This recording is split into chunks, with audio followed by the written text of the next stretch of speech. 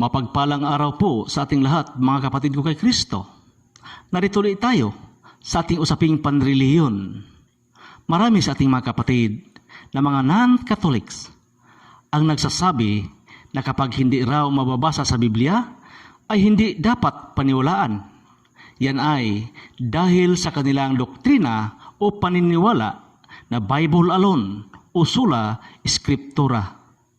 Saan nga ba nanggaling ang katuroang ito? Ito ba ay nagmula sa ating Panginoong Diyos? Hindi ba ito'y nagmula lamang sa isang excommunicated priest na si Martin Luther? Pero kahit ganon pa man, sasagutin po yan sa bidyong ito. Pero bago yan, huwag kalimutang mag-like, subscribe, at i-click ang notification bell upang lagi kayong updated sa aking mga future upload. At ngayon, pakinggan po natin ang ating magiting na tagapagtanggol ng ating pananampalataya na si Major Reverend Father Dion Acaso ng 4th Infantry Diamond Division ng Philippine Army. Ako po si Father Dion, ang Catholic Chaplain ng 4th Infantry Diamond Division, Philippine Army. Ito po ang salita ng Diyos, ating gabay, ang sasagot sa inyong mga katanungan at magbibigay linaw tungkol sa pananampalatayang Katoliko. At ang tanong na sasagutin ko sa bidyong ito ay tungkol po sa Biblia at tradisyon. Totoo po bang dinadagdagan po ng Santa Iglesia Katolika ng maraming doktrina at turo na gawa-gawa lamang ng tao ang salita ng Diyos? Ang sagot po ay hindi po totoo. Una, dapat po nating malaman at maintindihan na para po sa mga kapatid nating mga Kristiyano na hindi Katoliko, ang nag-iisang batayan ng kanilang pananampalataya, doktrina at turo ay ang nakasulat na salita ng Diyos na makikita natin sa banal na kasulatan o Biblia. Habang ang batayan ng pananampalataya ng katotohanan ng doktrina at turo ng Santa Iglesia Katolika ay ang kabuuan ng salita ng Diyos. At ang kabuuan ng salita ng Diyos ay binubuo ng nakasulat na salita ng Diyos na makikita natin sa banal na kasulatan, ang Biblia, at ang mga salita ng Diyos na hindi nasusulat o tinatawag nating apostolic tradition o sacred tradition. Pangalawa, dapat po nating malaman at maintindihan na ang pagpapalaganap ng mabuting balita ng ating kaligtasan ay lahat nag-umpisa sa pamamagitan ng oral preaching o pagpapalaganap sa pamamagitan ng salita. Na kahit po ang ating Panginoong Hesus ay hindi po sumulat ni isang aklat, ni isang talata man lang. Ipinapahayag niya ang mabuting balita ng kaligtasan sa pamamagitan ng kanyang pagsasalita. At ganoon din po ang ginagawa ng unang mga Kristiyano, ng mga apostol. Nagpapahayag sila ng mabuting balita, nagtuturo sa pamamagitan ng kanilang pagsasalita. Ibig sabihin, anuman ang naririnig ng mga apostol mula sa ating Panginoon ay siya ring kanilang itinuturo sa mamamayang Kristiyano. At ito po ang tinatawag nating tradisyon. Ang tradisyon, ang turo o doktrina na mula sa ating Panginoon natanggap ng mga apostol at kanilang ipinasa, itinuro sa susunod na mga henerasyon ng mga Kristiyano. Hanggang dumating ang araw na ilan sa mga tradisyong ito ay naisulat at naging bahagi ng banal na kasulatan o naging bahagi ng Biblia. Ngunit kahit ang Biblia mismo ay nagsasabing hindi po lahat ay naisulat sa Biblia. Ito po ang sinasabi ni San Juan sa Ebanghelyo ni San Juan, chapter 21, verse 25. Ito po ang kanyang sinasabi. Also many other things which Jesus did, the which, if they should be written everyone, I suppose that even the world itself could not contain the books that should be written. Marami pa ring ibang mga bagay na ginawa sa Jesus. Kung isusulat ng isa-isa ang mga ito, ipinapalagay kong maging ang sanlibutan ay hindi makakakaya ng mga aklat na masusulat. Ito po ang pamamaraan ni San Juan sa pagbibigay diin na hindi po lahat ay naisulat sa banal na kasulatan. At ayon po ni San Pablo, patuloy po nilang itinuturo ang mga tradisyon na hindi nakasulat sa mamamayang Kristiyano. Kaya sa kanyang sulat sa mga taga-Tesalonica, 2 Thessalonica chapter 2 verse 15, ito po ang sinabi ni San Pablo. So then, brothers, stand firm and hold to the traditions that you were taught by us, either by word of mouth or by our letter.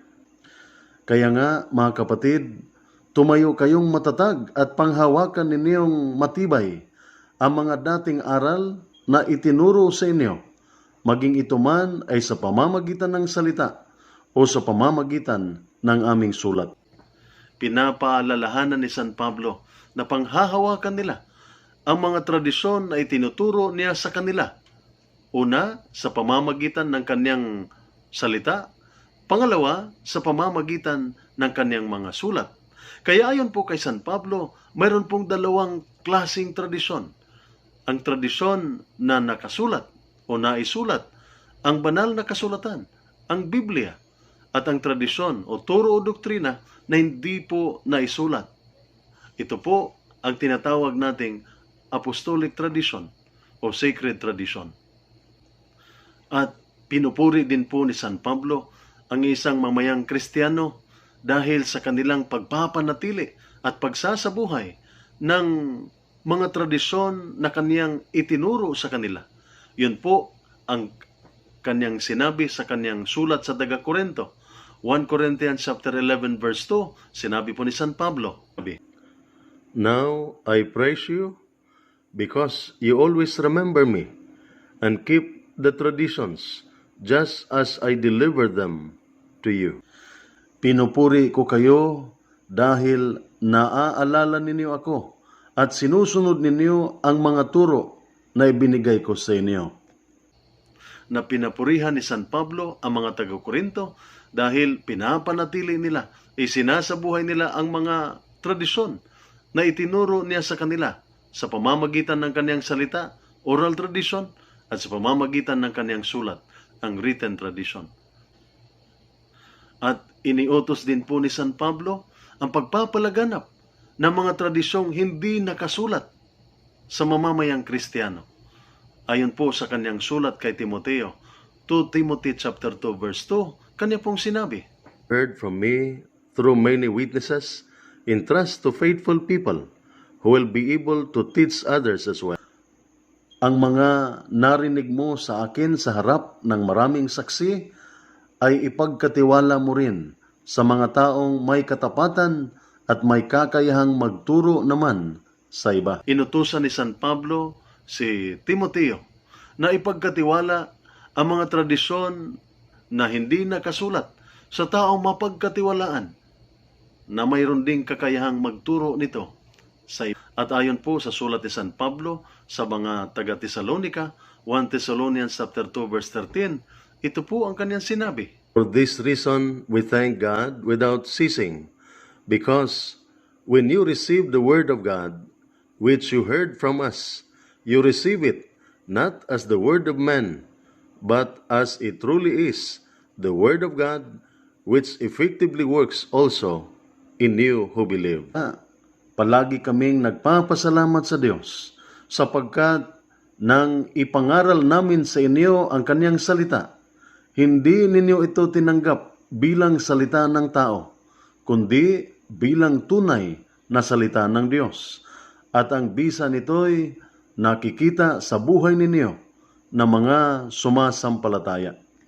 Na nagpapasalamat si San Pablo sa Panginoong Diyos dahil ang mga taong ito ay tinanggap nila ang mga salitang naririnig nila mula kay San Pablo bilang salita ng Diyos.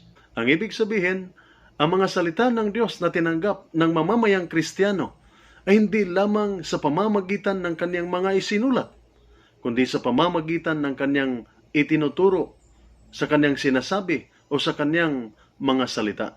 Kaya ang Biblia mismo ay nagpapatunay na ang salita ng Diyos ay binubuo na mga salita ng Diyos na nakasulat, ang banal na kasulatan, ang Biblia, at ang salita ng Diyos na hindi nakasulat, ang apostolic tradition o sacred tradition. Kaya hindi po totoo na dinadagdagan ng Santa Iglesia Katolika ng maraming doktrina at aral na gawa-gawa lamang ng tao ang salita ng Diyos. Dahil sa Kanya, ipinaubaya, ipinagkatiwala ng ating Panginoon ang salita ng Diyos na hindi naisulat ang apostolic tradition or ang sacred tradition. Ito ang salita ng Diyos. Ito ang ating gabay. At sumainyo at sa inyong pamilya ang pagpapala ng makapangyarihang Diyos, Ama, Anak at ang Espiritu Santo. Amen.